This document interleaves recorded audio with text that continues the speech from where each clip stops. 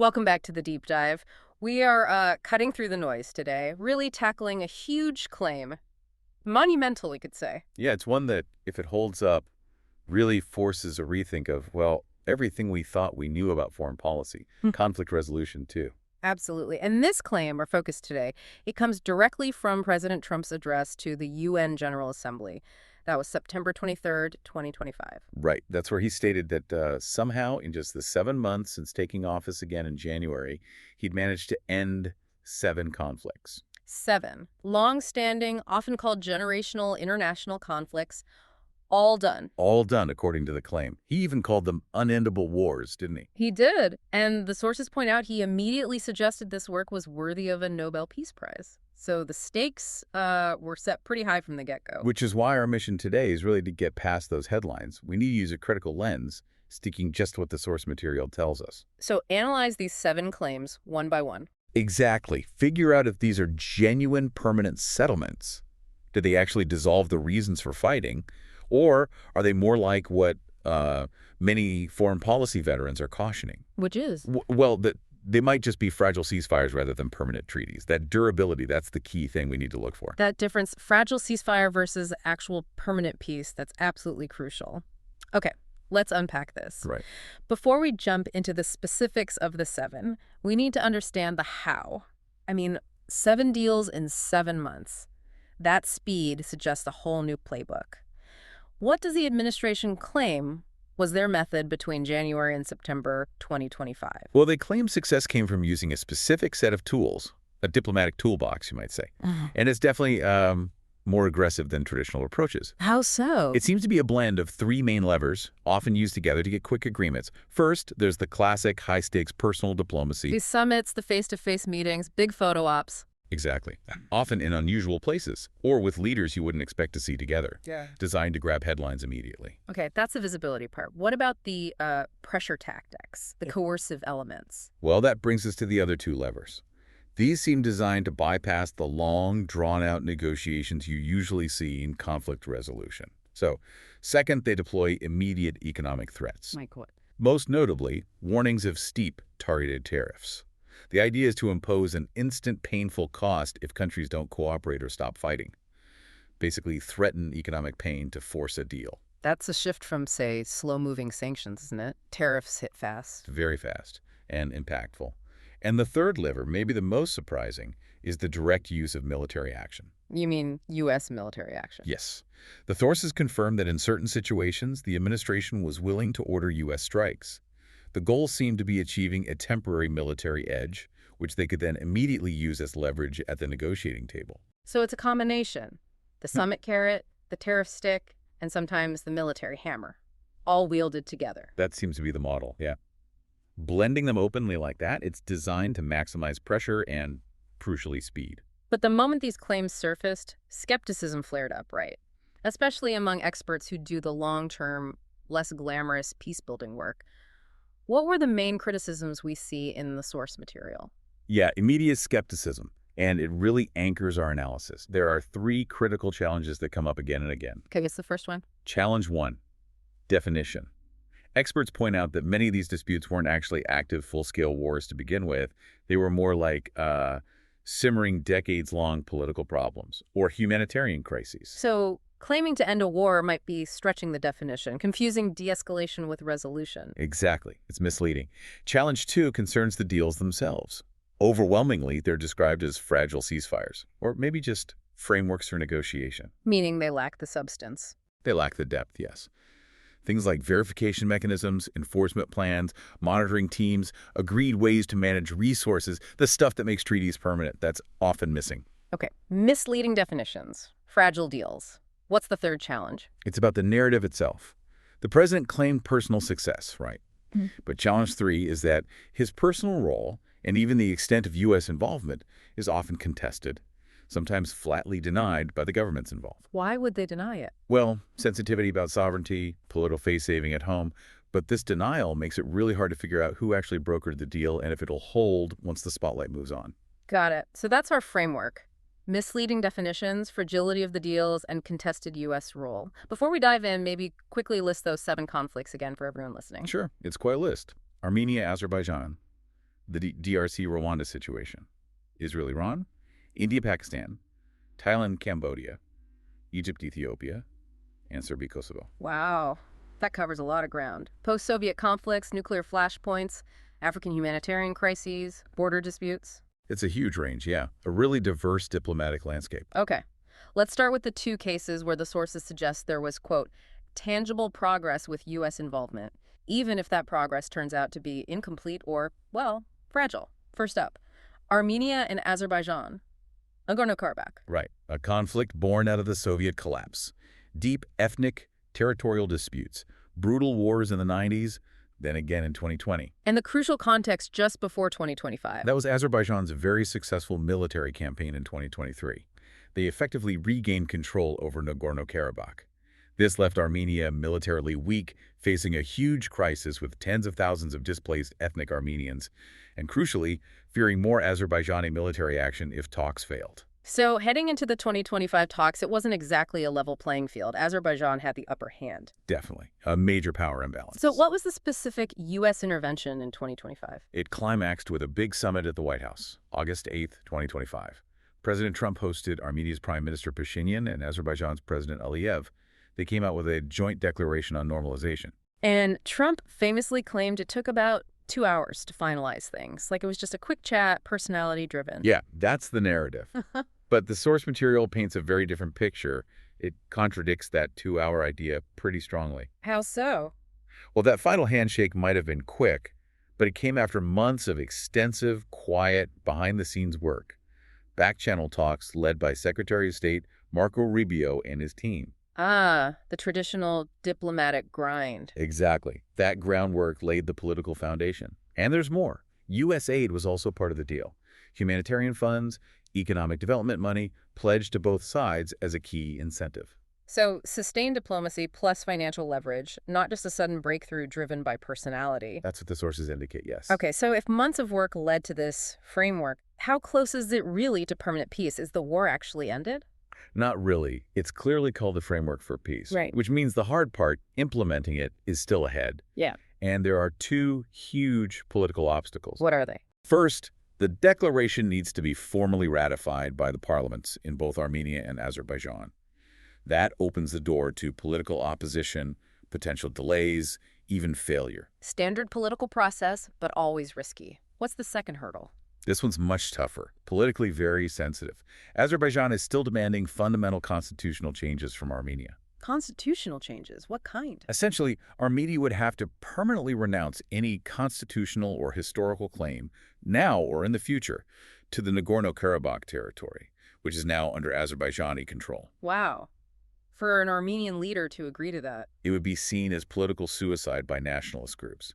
It basically guarantees this framework stays stuck, unratified, frozen. So the framework might have reduced the fighting for now, but the core political changes needed for real peace. They seem almost impossible for Armenia to deliver and survive politically. That's the situation. It bought time, maybe, but not resolution. A perfect example of fragile. Okay, let's shift gears. Second case in this segment, Thailand and Cambodia. Geographically far away, but also about a border dispute. Right. Another decades-long border issue, but this one suddenly blew up in July 2025. Escalated really fast into a 5-day conflict. Dozens killed, military and civilians. So, unlike the Caucasus situation, which was more frozen, this was hot. Active fighting. Yes, very active.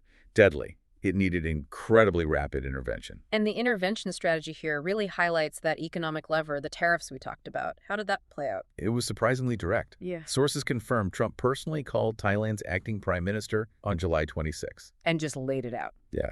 An unambiguous threat. Stop the fighting immediately or face steep punitive tariffs on key Thai exports to the U.S. It bypassed normal diplomatic channels. It was instant, severe economic pressure. And the effect? Almost immediate. The ceasefire was announced just 2 days later, July 28th. The speed really shows the power of that kind of economic threat. Where was the ceasefire formalized? It followed a summit hosted in Malaysia. But what's really interesting geostrategically is that the summit was co-organized by the U.S. and China. The U.S. and China working together on this. That's unusual. Very unusual. It suggests that maybe using such aggressive leverage like tariffs required getting everyone, even rivals, on board to ensure a quick de-escalation, Or maybe the economic threat was so severe, Washington's involvement, even alongside Beijing, became necessary for Thailand and Cambodia. Okay, so the tariff threat worked. It stopped the shooting. But did that economic pressure actually solve the underlying border problem? Did it create peace? No, unfortunately not. The ceasefire is holding, which is good. But the sources are clear. The core territorial dispute is completely unresolved. And is there evidence of lingering distrust? Yes, and it's worrying. Experts monitoring the area report a really bad sign of noncompliance. Both Thailand and Cambodia are accusing each other of laying new landmines along that disputed border. New landmines. After a ceasefire, that doesn't sound like peace building. It's the opposite. That's preparing for the next round of fighting. If your military is putting resources into mining the border, you've only agreed to pause. You haven't bought into a real, lasting political solution. So the economic coercion stopped the immediate violence, but it did nothing to build trust or fix the root cause. Exactly. It bought time, maybe prevented wider conflict, but didn't buy peace. The distinction is stark. Okay, we've seen tangible but fragile progress. Now let's move to the really high-stakes stuff. Segment 3. The major geopolitical flashpoints. Conflicts that saw serious violence, but where the ceasefires are described as dangerously volatile. We have to start with Israel and Iran, June 2025. Yeah, this is probably the most serious one on the list. Mhm. Because of the nuclear risks involved, the hostility goes way back, 1979 Iranian Revolution, of course. But the immediate crisis in 2025 was terrifying. Triggered by an Israeli strike. Yes, an Israeli strike on Iranian nuclear facilities in early June. That provoked a severe response from Iran. A 12-day war followed. And Iranian retaliation hit Israel hard. It did. Iranian missile attacks killed dozens of civilians inside Israel. The conflict escalated incredibly fast. There were global fears of a much wider war, drawing in proxy groups, maybe even non-conventional weapons. The stakes felt almost apocalyptic. And this is where the U.S. went beyond just threats and diplomacy, right? Direct military involvement. What did Trump do? He took some very calculated, high-risk military steps. First, he ordered specific U.S. strikes on Iranian nuclear sites that apparently hadn't been hit in the initial Israeli attack. What was the goal of the U.S. strikes? Seems to have been twofold. Militarily, achieve a temporary verifiable delay in Iran's nuclear program. Strategically, give Washington immediate leverage. Then, right after those strikes, he simultaneously put pressure on Israeli Prime Minister Netanyahu to stop further offensive actions. So U.S. strikes followed up by pressure on Israel to halt, effectively freezing the conflict at peak tension. That seems to be the sequence, yes. The ceasefire itself was announced by Trump via social media June 23rd. Qatar helped mediate. Yes, Qatar played a key mediation role. But what does the source material say about the situation now? Since that ceasefire, How stable is it? it's uniformly described as highly fragile, dangerously temporary. The core hostility hasn't gone away at all. Iran publicly vows revenge for the U.S. strikes, for the loss of life. And Israel. Israel has explicitly not ruled out future preemptive strikes if their intelligence suggests Iran is getting too close to a nuclear weapon. So it sounds less like peace and more like both sides reloading. What's the big structural weakness here, the thing experts point to? The critical flaw mentioned in all reliable sources is the total lack of a monitoring agreement. There's no agreed way, international, bilateral, anything, to verify what's happening or enforce the ceasefire. No inspectors, no checks. Nothing agreed upon. Yeah. The halt in fighting relies purely on, well, mutual exhaustion and threat calculation, which is incredibly unstable. What does that mean practically? It means if Iran decides to restart enrichment activity tomorrow, Israel has no official, internationally agreed way to confirm it or force compliance, short of acting on its own intelligence. Which makes future strikes more likely, not less. Exactly. It forces reliance on potentially risky intelligence, or more likely leads back to preemptive military action. The lack of monitoring basically guarantees the conflict cycle will restart eventually. It's the definition of a temporary freeze, not an end. It's like hitting pause in a video game, but everyone's still armed and ready to unpause. Okay, let's shift to another nuclear flashpoint. India and Pakistan. The Kashmir dispute. Right. A conflict defining the subcontinent since 1947.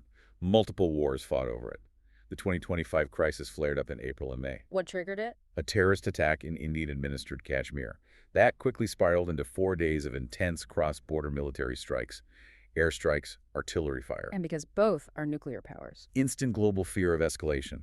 Any clash between India and Pakistan raises that specter. Trump claimed he secured a ceasefire here too. through phone calls, and again, the source material mentions warnings of tariffs if the violence didn't stop. Yes, that was the claim. But this case perfectly illustrates that contested role problem we discussed earlier. The claim of successful mediation immediately hit a political wall. How so? There was a stark diplomatic split. Pakistan publicly praised Trump's intervention. They gave him credit for getting the hostilities to stop. But India, highly sensitive about Kashmir being seen as an internal issue. Precisely. India immediately, and very strongly, denied any U.S. mediation happened at all. New Delhi insisted the ceasefire was purely bilateral, just their own internal military de-escalation processes at work. No outside pressure involved. Why the strong denial? A political necessity for India. Accepting U.S. mediation on Kashmir would set a terrible precedent for them. It would internationalize the dispute in a way they've always resisted. So one side says, thank you for mediating. The other says, you weren't even in the room. What does this tell us about how lasting the ceasefire is? It really confirms it was just a temporary cooling of tensions, as the sources put it, because India rejected the whole premise of external mediation.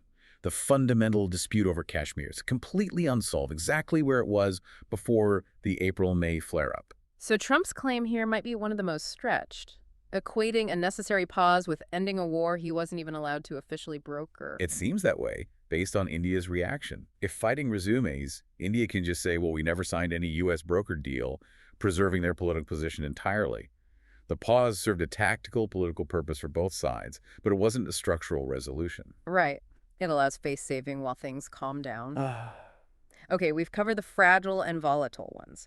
Now for the final three disputes. These are the cases that most challenge the very definition of war ended, where experts say diplomatic activity is being confused with conflict resolution. Let's start with the Democratic Republic of Congo, the DRC, and Rwanda.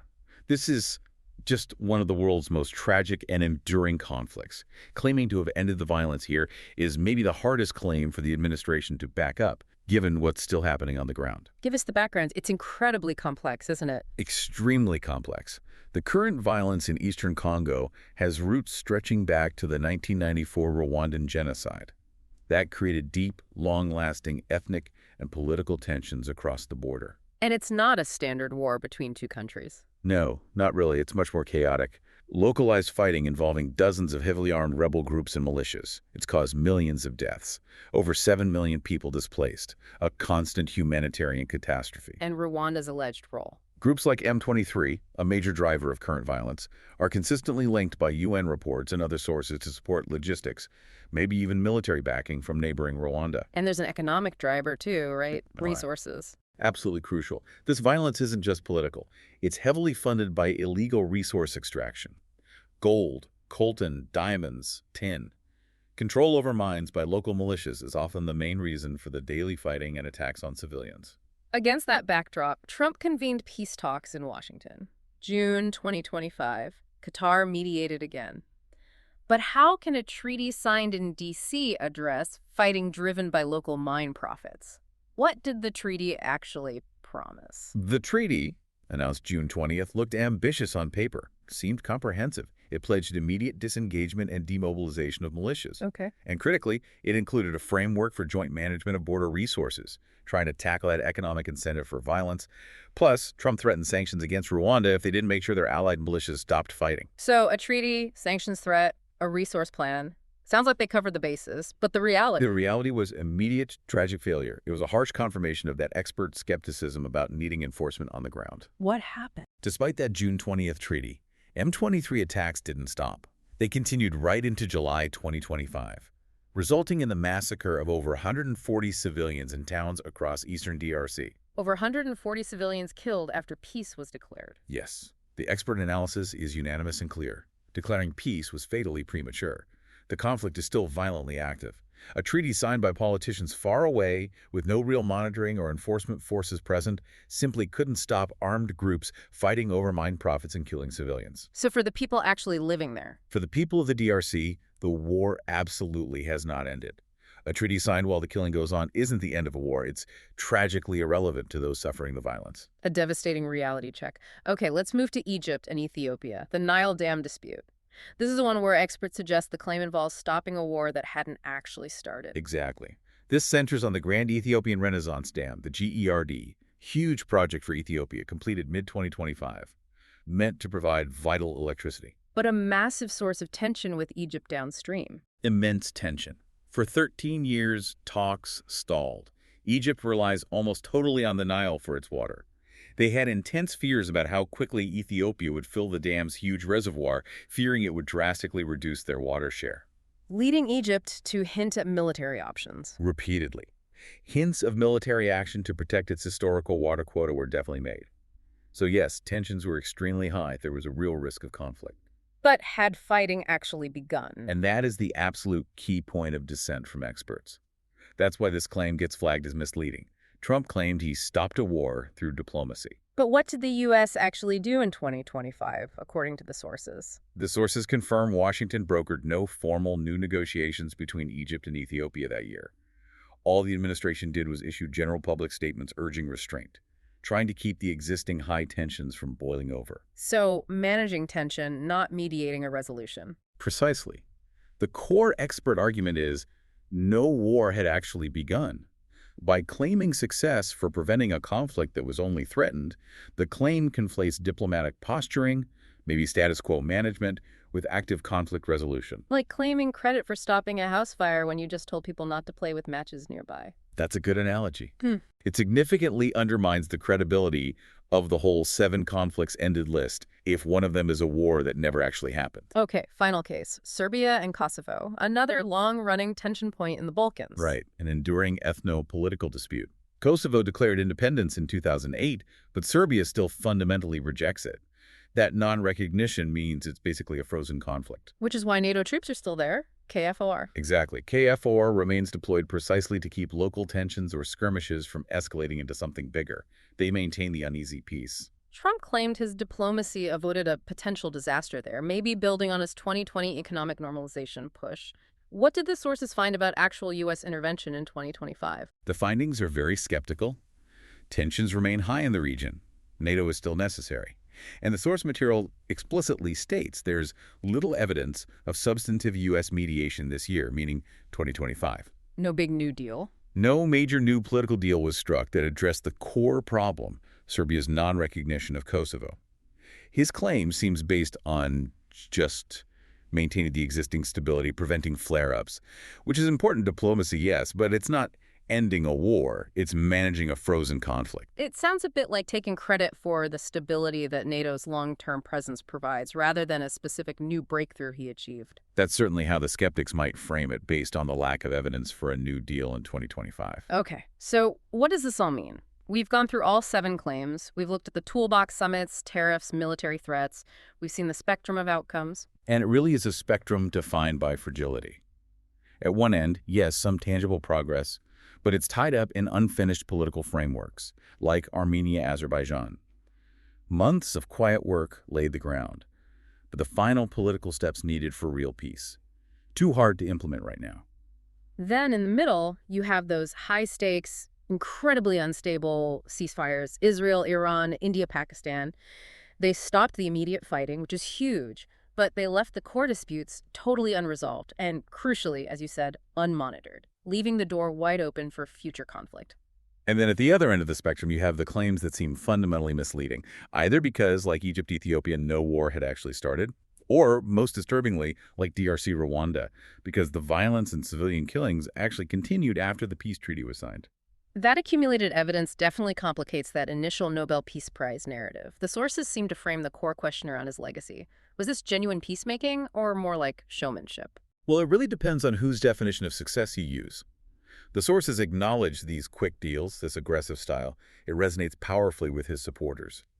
They see the tariffs, the threats, the military action as necessary, novel diplomacy. They see quick de-escalation as the result, and they credit his direct, personal approach. But the foreign policy professionals, the long-term peace builders, they have a different standard, a much higher bar. They absolutely do. They draw a sharp line between reducing tensions, which, frankly, a tariff threat or a timely strike can achieve fairly easily, and the genuine end of wars. Which requires more than a quick fix. Much more. It requires that deep, often unglamorous institutional work, building political compromises, creating economic links, setting up robust international monitoring and enforcement.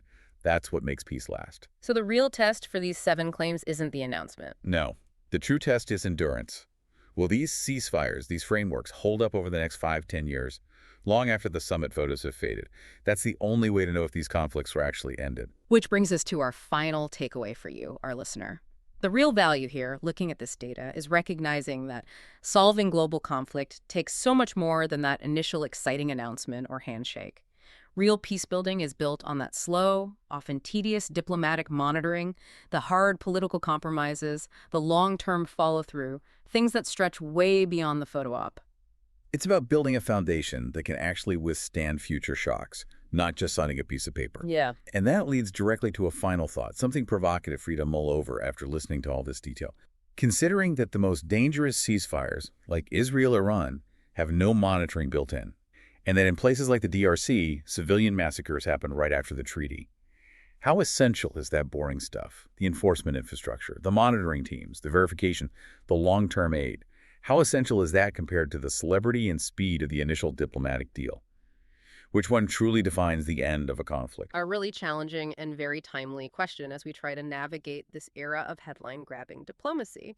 Thank you for joining us for this deep dive, exploring that gap between the claims and the complex reality of building lasting peace. We'll see you next time.